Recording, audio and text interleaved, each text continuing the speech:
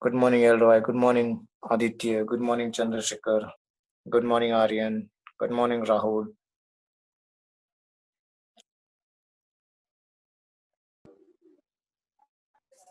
Good morning, Aditya. Good morning, Sid. Good morning, Aryan.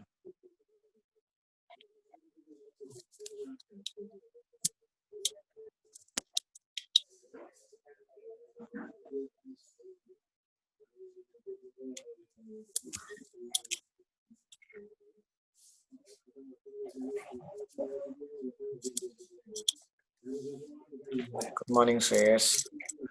Please put off everyone your audio off. Good morning, Roshan. Everyone is suggested to put off your audio.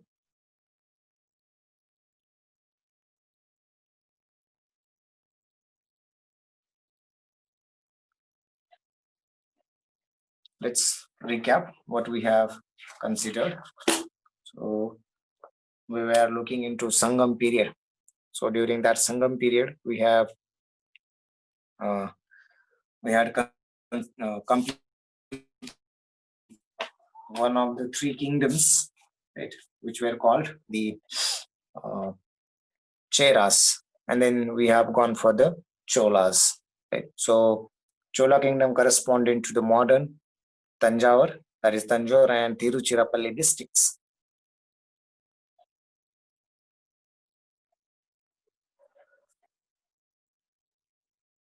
So its capital was Urayur, which was a famous place for cotton trade. Trade in this empire, right, in the cotton cloth was the wealth. The trade in cotton cloth was the wealth of Cholas. Puhar was the main port of Cholas. It also served as alternative capital of Cholas. Earliest known Chola king was Elara, who conquered Sri Lanka and ruled it for 50 years. The greatest king of Cholas was Karikala, who founded Puhar and constructed embankment along the Kaveri River. They maintained an efficient navy. The Cholas wiped out in the attack of Pallavas from the north. Then the third kingdom of the Sangam period, called the Pandyas.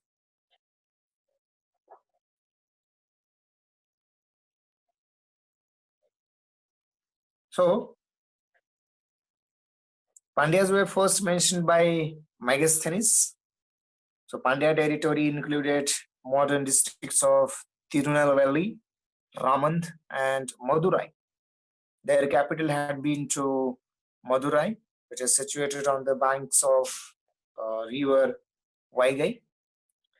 Pandya king profited from trade with the Roman Empire. Pandyas find mention in Ramayana as well as in the Mahabharata, right, in our epics. Earliest known Pandyan ruler was Mudukul Kudumi, and the greatest Pandya king was considered as Nendujelian. And then we have considered a kind of administration.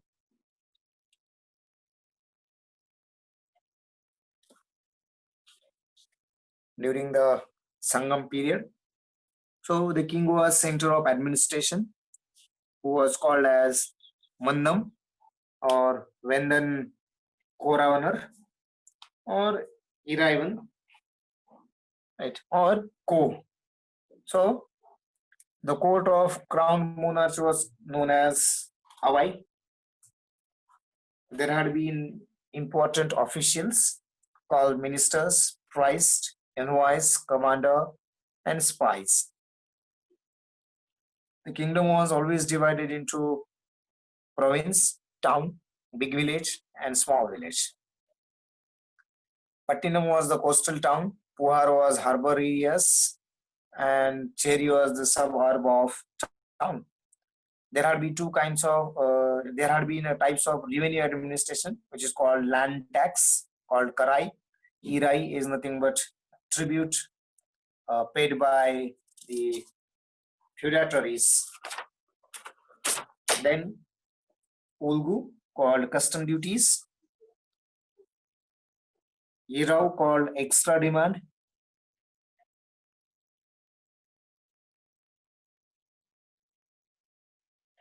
Variam, known as well-known unit of territory yielding tax, whereas Variyar was known as tax collector. So during Cholas, territory watered by Kaveri River. So land was very fertile with having some irrigation facilities. Right. So as far as literature is concerned, so Sangam literature, there had been Sangam, which was an assembly of Tamil poets, which held under royal patronage of Pandyan in the Madurai. And then we have just started the Gupta period. Right. So in the 4th century AD, a new dynasty arose in Magadh and established a large kingdom over the northern India.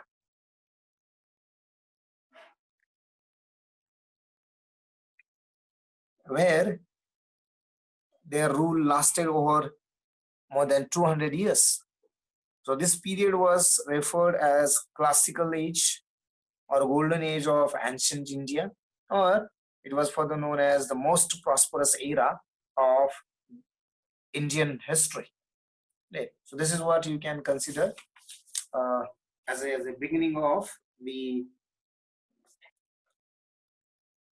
Gupta period.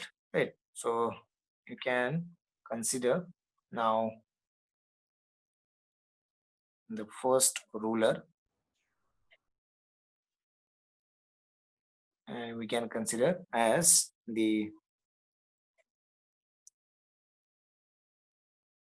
Chandragupta first, who had ruled from 319 AD to 334 AD. Fine. So here you can consider, right? See, to assume the title Maharaja Dhiraj, he strengthened his kingdom by matrimonial alliance with the powerful family of Lichavis, right, who were the rulers of Mithila. His marriage to Lichavi princess brought him to enormous power, resources, and prestige. So he took advantage of the situation and occupied the whole of the fertile Gangetic valley. He started Gupta era in 319 to 20. Right. So Chandragupta I was able to establish his authority over Magad, Prayag, and Saket. Right. So this is what you can consider about Chandragupta I. Right. So first Gupta ruler to assume the title of Maharaja Dhiraj. Maharaja Dhiraj. Right. He strengthened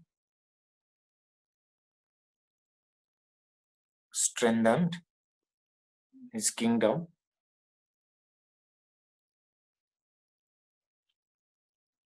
by matrimonial alliance.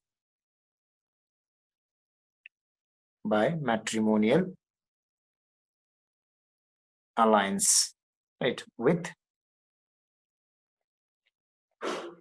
Lichavis.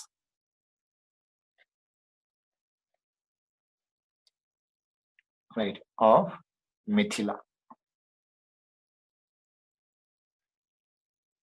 Lichavis of Mithila. Right. If someone wants, you can.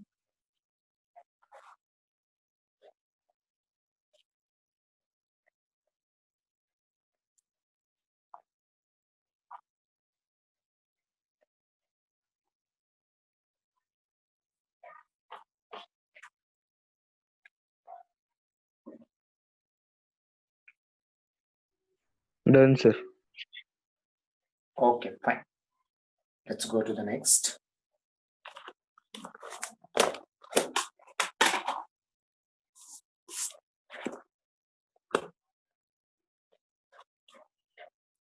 Okay, so he had matrimonial alliance with the Lichavis, which was a very powerful family. Right. So his marriage, right? His marriage to Lichavis, Lichavi princess, brought him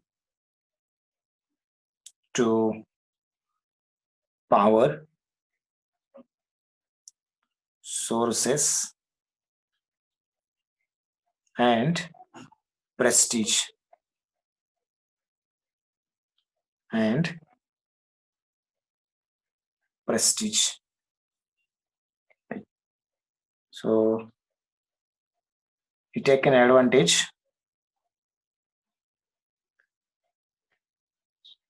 He had taken advantage of these and occupied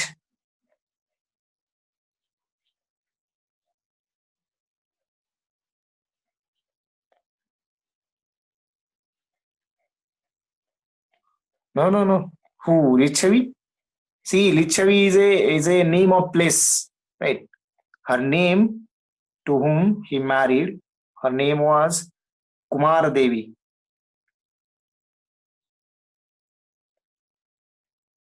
Her name was Kumar Devi. Right. So Lichavi is a place.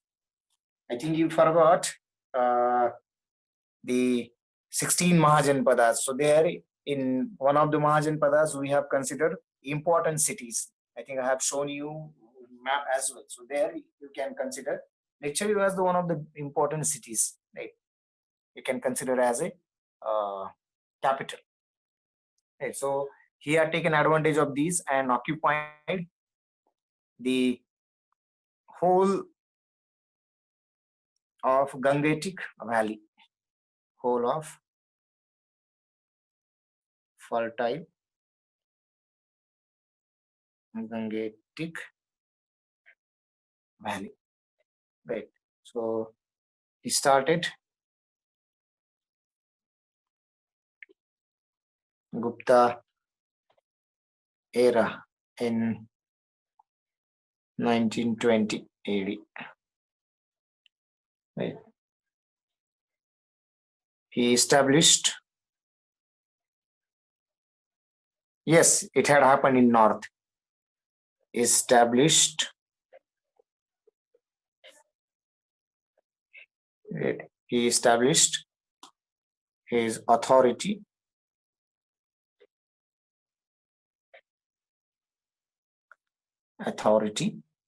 over Magad, Prayag, and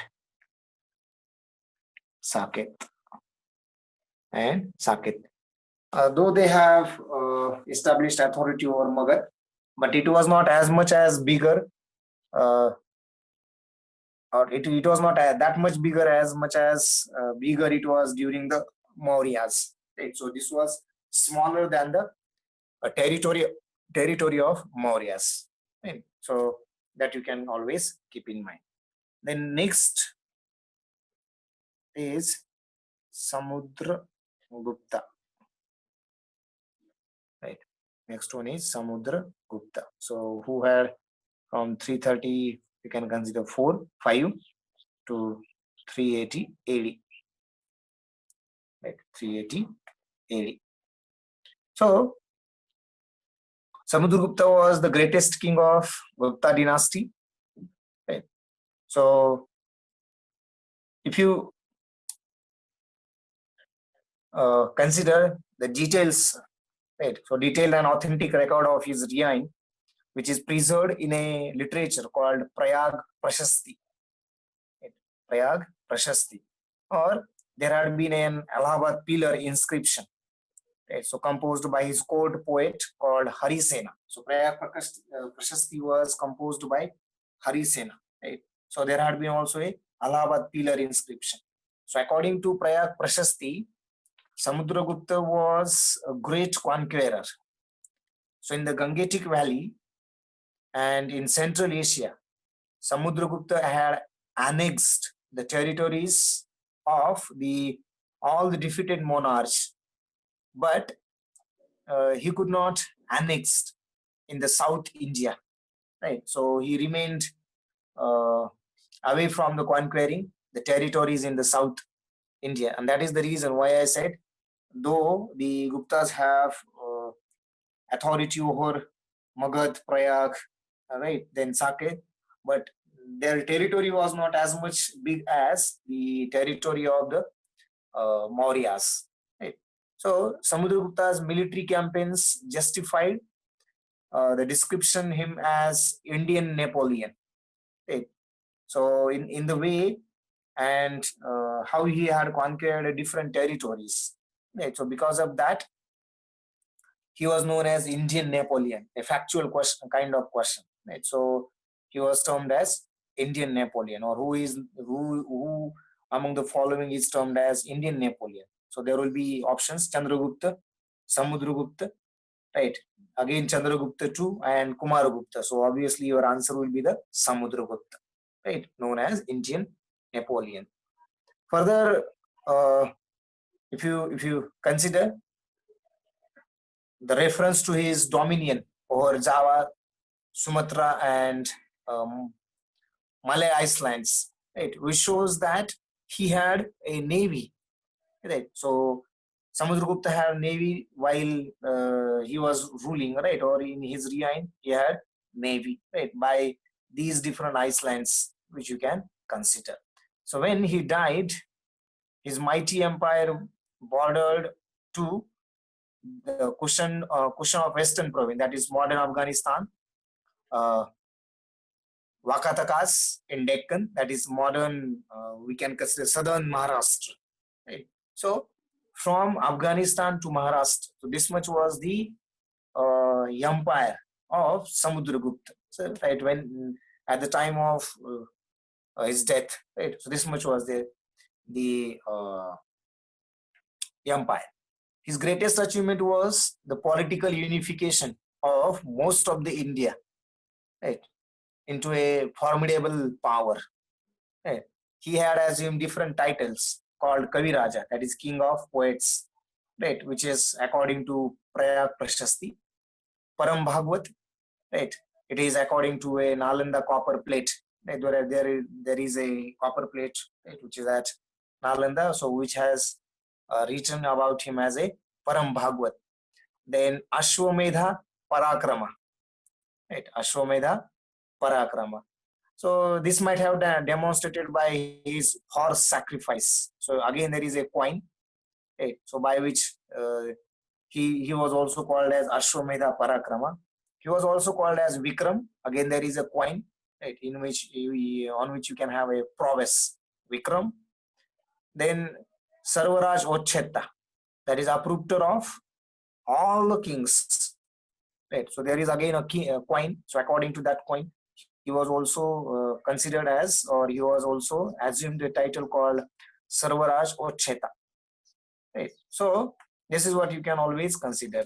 So Samudragupta was the only Gupta ruler who had the title called Sarvaraj or Cheta. Right. That is the uprooter of all the kings, and that is the reason why he is called the greatest king of Gupta dynasty. Right. So this is you can always consider. Right. Samudragupta was the Vaishnavist, right? He was the, by religion you can, so Vaishnavite. According to Chinese writer, called Wang Hyun-se, right? Uh, the king of Sri Lanka, right? King of Sri Lanka, whose name was Meghavarna, sent an embassy to Samudragupta for his permission to build a monastery for Buddhist pilgrims at Bodh Gaya. Right. So the Sri Lankan king, whose name was Meghavarna, wanted to build a monastery, and he sent an embassy to Samudragupta for pilgrims at Bodh Gaya. Right. So that is what you can always consider about Samudragupta. Right. So was the greatest king of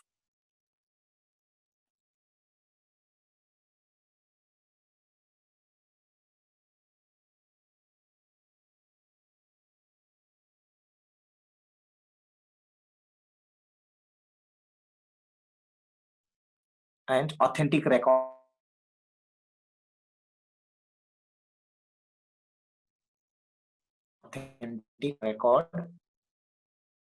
of Yain.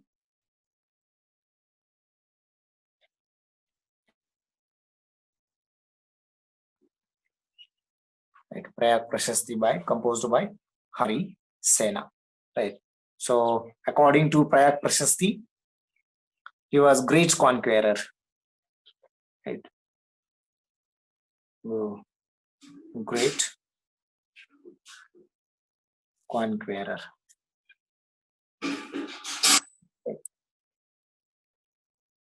In Gangetic Valley and Central India,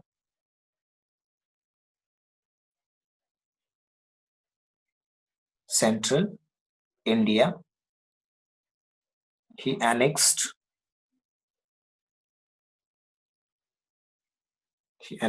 the territories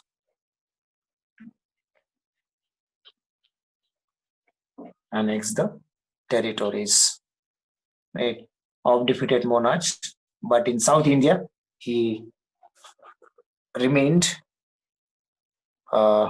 with right. He could not he did not annex the territories of the vanquished rulers.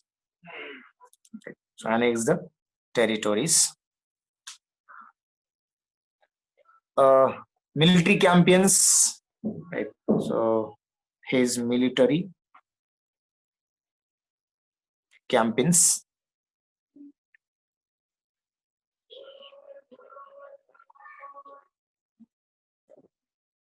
justify him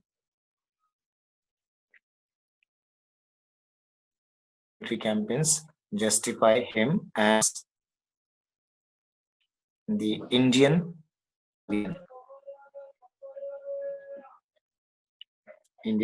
Napoleon. Right. So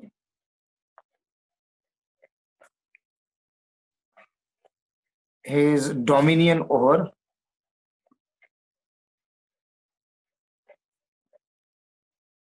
Java, Sumatra, and Malaya Islands, right, in the sea, shows that he had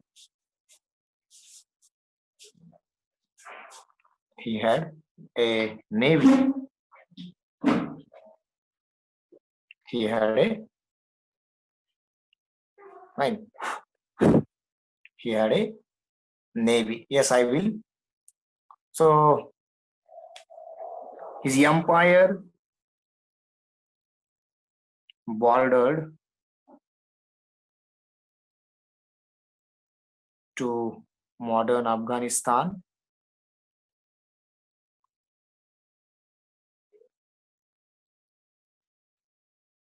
to southern Maharashtra.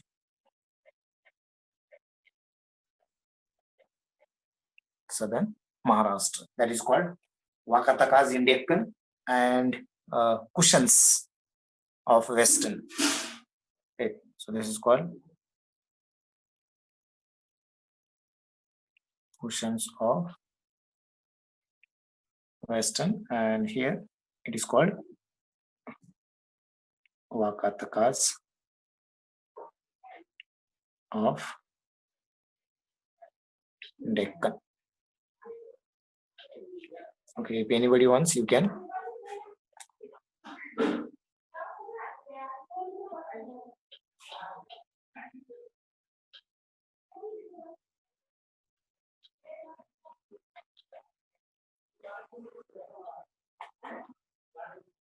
Yes, I will.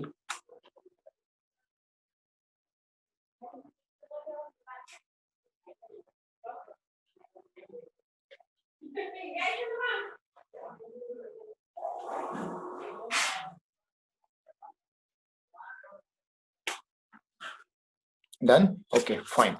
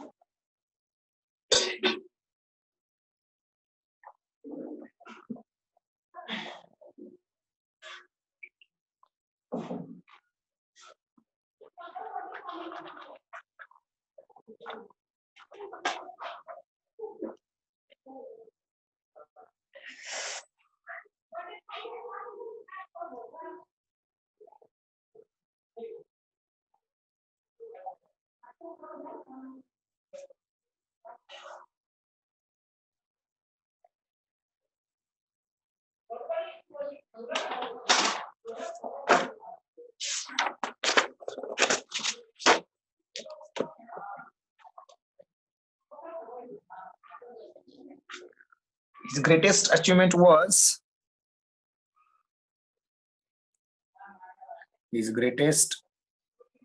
achievement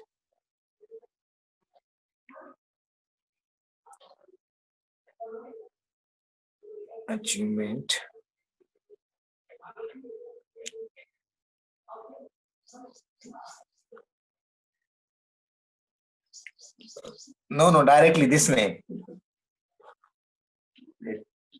So greatest achievement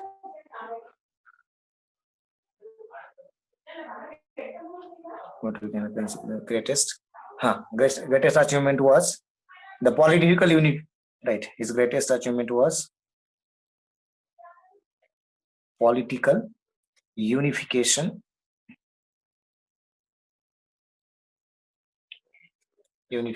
of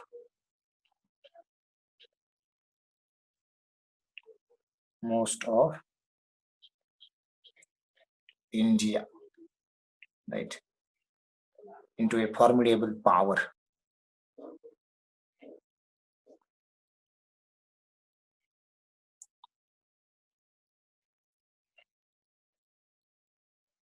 Into a formidable power, right? He assumed different titles, right, as Kavi Raja, right, that is king of poets,